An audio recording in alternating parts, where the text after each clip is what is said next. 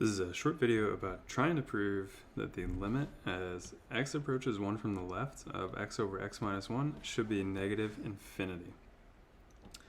So let's kind of start with the definition. So what should this mean in symbols? So given any negative real number beta, we want to find a delta such that if 1 minus x, so that's like my x minus c here, and I know that since x is to the left of 1, so I know that 1 minus x is a positive number. If 1 minus x is less than delta, by the way, this is just trying to say I don't want to think about the case that 1 equals x because it's undefined there. So if 1 minus x is less than delta, then I want to make sure that my outputs f of x are less than that number beta. And just to kind of get an idea of how the proof should go, for the general case, let's explore a little bit with an actual beta here. So let's say beta is negative 10, and I'll draw you a picture in a little bit too. But I want to plug negative 10 into the green and see what happens. So I want to know, when is f of x less than negative 10? Well, I know that's true. If I plug in the formula for f of x, it's x minus 1. And what else do I know? Since x is to the left of 1, that's x, which is smaller than 1, minus 1. So that should be negative. So when I multiply both sides by that denominator, notice that I've turned the inequality around, because again, I've multiplied an inequality through by a negative. Now what we'll do is we'll just try to solve this thing for x if we can. So if I distribute that negative 10 through and I add it over later on, add the 10x over, I get 11x is bigger than 10, and so x should be bigger than 10 elevenths. So what am I saying to you? As long as you pick an x that's between 10 elevenths and 1, then the output, in other words, when I plug such an x value into this function here, it's going to have an output that's less than negative 10. So to draw you that picture here, I've tried to graph this thing in red.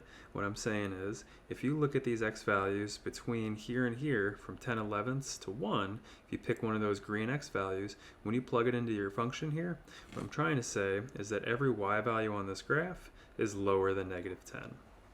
So what we want to do now is we want to use that idea to do this general case. In other words, negative 10 is not special. Stuff should still work out fine if we just replace negative 10 with beta. So let's make sure that that works. So the first thing we want to notice here, if beta is negative, then, well, beta minus 1 is less than beta. That's definitely true. Doesn't matter that beta is negative. But if beta is negative, then I can say the following. What if I divide both sides by beta minus 1? Well, then beta, this is true if and only if, when I divide by beta minus 1 on this side, that's 1. But remember, beta's minus 1 is a negative number. So that means that this inequality turns around. So notice that these are flipped. So what am I trying to say to you? When beta is a negative number, then beta over beta minus 1 is going to be a number that's less than 1. That'll be important for me a little bit later on. And so I guess I'm happy because that tells me that I'm on the right side of 1 for this problem here. So maybe think about that too. But otherwise, we'll just keep that fact in our pocket for now. So again, continuing with some scratch work here in green, and we'll write the formal proof a little bit later in white. I see that my function's less than beta. If and only if, we'll just plug in the formula for your function. We're going to do really the exact same algebra that we did up here in yellow. We're just going to repeat that down here with x's and with betas. So in particular, remember this is negative since x is smaller than 1. So that when I multiply through, notice the inequality's flipped around. Same idea, distribute this beta through to both of these. And so you'd get beta x minus beta here. Now what I do, I subtracted the beta x over to this side. So that's this guy right here. Factor the x out of both of those. And what else? 1 minus beta, that is a 1 minus beta is a positive number, right? Beta is negative, so it's 1 minus a negative is positive. So when I divide through by that over to this side, notice that this inequality stays the same.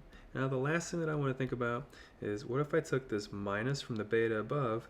I could put a minus upstairs, out front, or below, and it's convenient for me to take that minus and think about just putting it below and distributing it through, so that minus beta over 1 minus beta, that's the same fraction as beta over 1 minus beta. So what have we got then?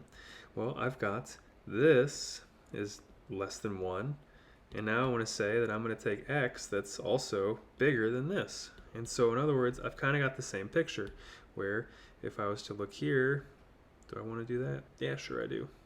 What I'm saying is, if I change this negative 10 to just beta here, what I want to have happen, I still want beta over beta minus 1 here, and I still want my x's to be inside the exact same little window here. So all those x's have outputs again whose y values are on this part of the graph, which in particular are below this number beta. So that's the scratch work, that's the idea. If that makes sense, I want to erase some of this. So we should take x again between beta minus 1, beta over beta minus 1 and 1. So finally, what's the proof look like? Let beta be negative. So if x is between beta over beta minus 1 and 1, then, well, if I was to mess with this part of the inequality, I'm going to do that algebra. Notice I've just multiplied both sides by beta minus 1, and since beta minus 1 is negative, notice this inequality here turned around. What I'm going to do is I'm going to try to solve this for beta. So if I keep trying to solve for beta, well, I would subtract this over to the other side after distributing. When I distribute, I get this minus x right here. I'm going to factor the beta out from these. And remember that x is to the left of 1, so 1 minus x is a positive number. And so when I divide, I get to keep this inequality here. And then same trick as before. Let's take this negative in the numerator and let's make it downstairs and distribute it through. So that's the same thing as saying that beta is bigger than my function.